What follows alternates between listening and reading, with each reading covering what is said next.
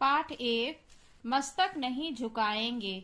रामधारी सिंह दिनकर ने यह कविता भारत के वीर सपूतों को संबोधित करके लिखी है। कवि ने युवा पीढ़ी का गुणगान करते हुए बताया है कि आज का नवयुवक गुणों में अपने पूर्वजों से किसी भी भांति कम नहीं है। किसी भी भांति अर्थात किसी भी प्रकार से कम नहीं है। वह अपने देश की प्रगति के लिए मर मिटने को तैयार है। हम प्रभात की नई किरणें हैं, हम दिन के आलोक नवल, हम नवीन भारत के सैनिक, धीर वीर गंभीर अचल।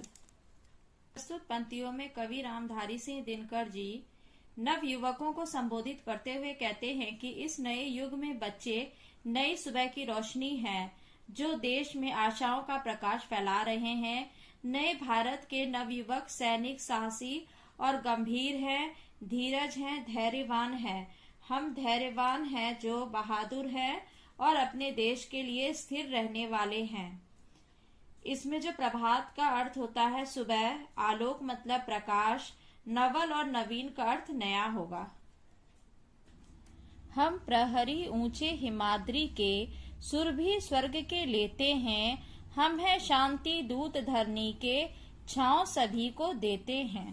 पंक्तियों में कवि नवयुवकों को संबोधित करते हुए कहते हैं कि हम अपने ऊंचे हिमालय के पहरेदार हैं। हम अपनी धरती माता के रक्षक तो हैं ही, साथ में जो हिमालय है उनके पहरेदार भी है। उनकी रक्षा का दायित्व हमारे कंधों पर है और हमने इस वातावरण को सुगंधित और सुंदर बना रखा है।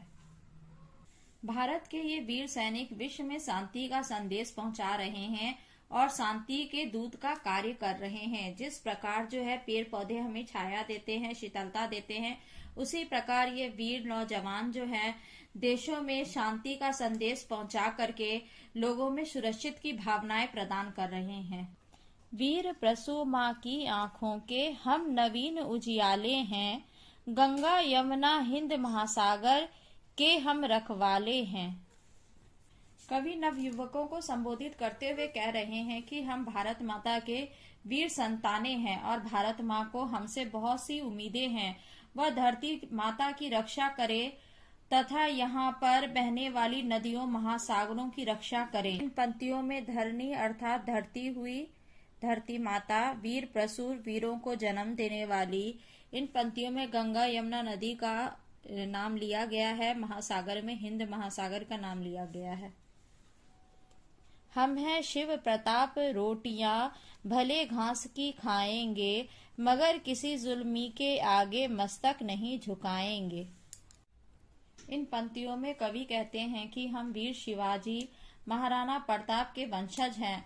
हम भले ही संकटों में घिरे हो, कठिनाइयों से जूझ रहे हो, भले ही हमें घास की रोटी खानी पड़े, अनेकों दुखों को झेलना पड़े, पर हम किसी के आगे अपना मस्तक नहीं झुकाएंगे, किसी अत्याचारी के आगे अपना मस्तक नहीं झुकाएंगे। इधर पे अत्याचारी अर्थात अंग्रेजों से तात्पर्य है, क्योंकि हमारा देश गुलाम था जिसे अंग्रेजों ने गुलाम किया था। तो यहाँ पे अत्याचारी के आगे शीश नहीं झुकाएंगे, अर्थात अंग्रेजों के आगे हम अपना सर नहीं झुकाएंगे। इसी के साथ हमारा यह पाठ समाप्त होता है।